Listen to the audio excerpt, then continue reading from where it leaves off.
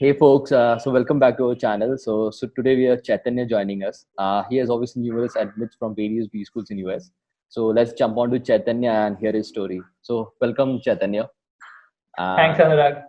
so Chaitanya, can you just brief about the different admits you're having? Yes. So I had two admits. One was from Foster and Mhm, another was from Kelly. mhm. And then I was waitlisted for Duke and for Carlson. Great, great.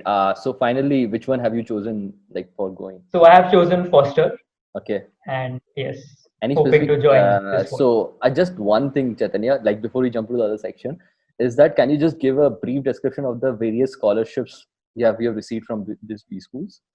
Yes. So Foster gave me a 50% tuition waiver and it Mm-hmm. was the same with Kelly as well. So Mm-hmm. from the financial aspect, both of these Mm-hmm. schools were the same to me. It Mm-hmm. was just that Foster was more in tune with what I wanted to pursue, so I decided to choose Foster instead of Kelly. Got it. Chaitanya, would you mind if you just give a bit of your background, like are you from tech background or some other background, or how it echoes with Foster's ethos and something like that? Yeah, sure. So, like a lot many other guys who will be applying for MBA, I have done my engineering in electronics and telecommunications, and then I was Mm-hmm. working in IT for 6 years.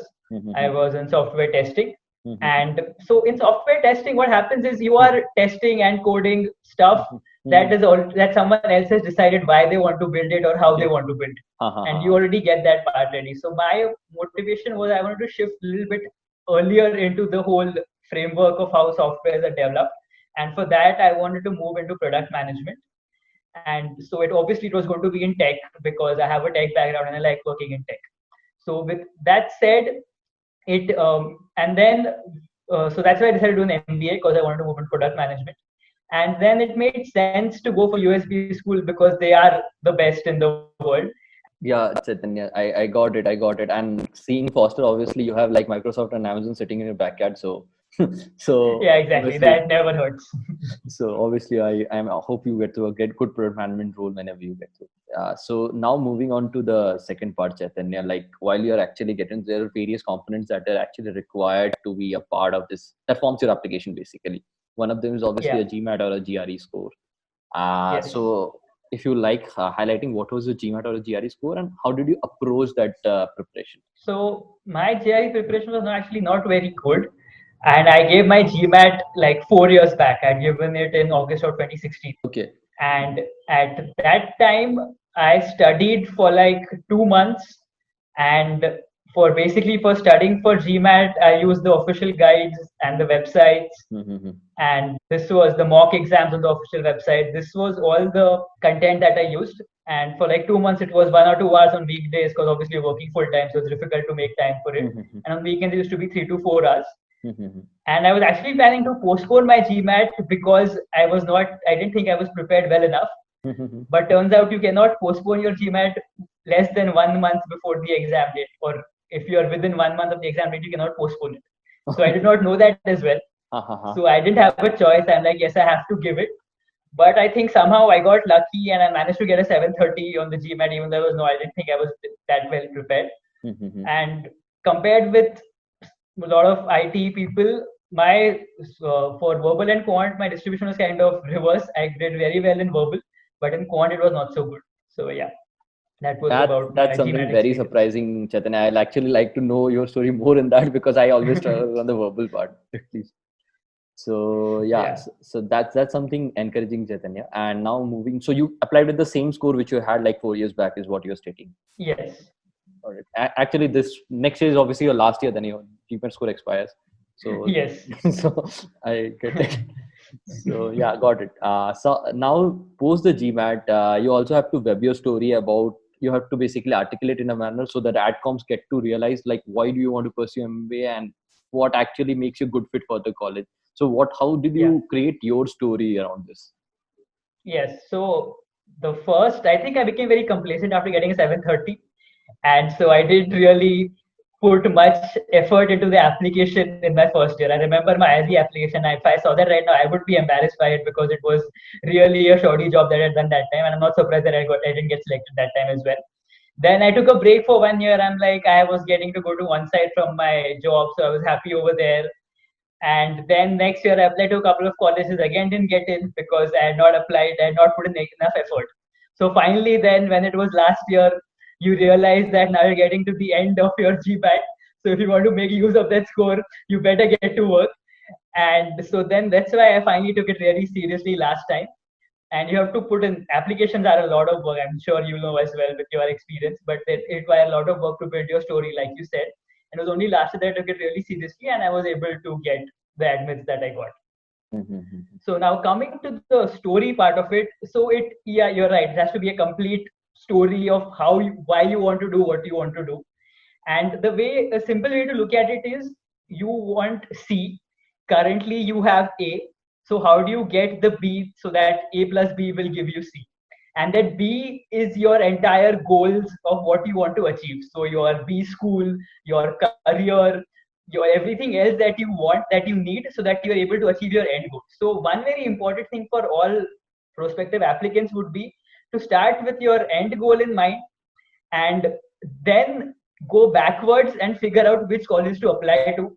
Don't go like a lot of people do by just ratings and see that which college is ranked higher and then try to build your story around it. It will make much more sense and it'll be much more coherent to you as well if you start with your end goals in mind and then build the story backward from it, that what do you want to do eventually, and go about it that way. Yeah, I actually echo your thoughts, Chaitanya, because what I have seen, for example, say you want to do a master's in supply chain or something like that, suddenly the Harvards and Stanfords are not known for supply chain. Obviously, they are the best in the school, but then you should find a Michigan State or a Penn State who actually qualifies.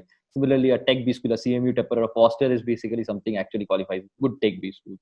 So yeah, I actually echo those thoughts and something. So I'll just tell you one story, and I think that will also help you and the audiences. So in my previous company, Mu Sigma, there was something where we had to see where you are standing, which is current state, what is your prospective desired state, like this is where I want to go, and what is the bridge. Then you create the, okay, A, B, C, D, E are required. It can be an MBA admission, which all schools, why I need that, and then that's how the story webs out, is what I see from your articulation also.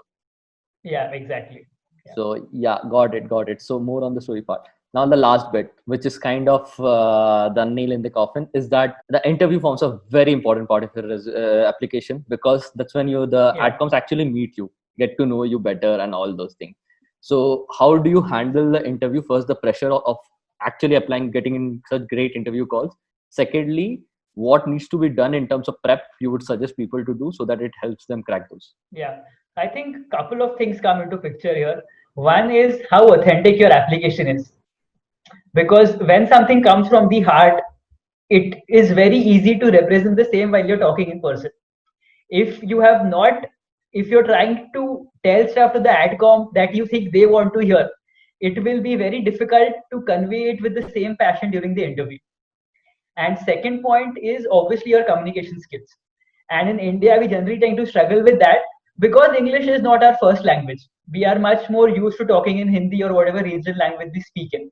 So it is very important that you get used to talking impromptu, or like you do with your friends in Hindi or in any other language. You should have the same fluency in English. And that really helps you to articulate yourself better during the interview process, and it comes across as much more genuine and authentic. Yeah, got it. Actually, this English thing, is a very important part, and people miss out on it. And not only US B schools, across B schools, you need to be like very confident on this point. So yeah, Chaitanya. So those were the points I had regarding your story and understanding what to do. If you have anything more to add for so that the people who will be watching this will have more insights from this, will be great.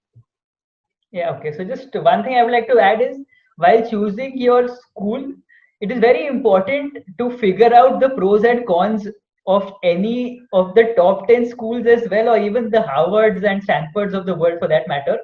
Because let's say you get into Harvard or Stanford, okay, with whatever score you have, you will be one amongst 800 other brilliant people. Okay, whereas if you choose a little bit like some school between 10 to 30, you have a much better chance to shine, because you will have more of a chance to make an impact.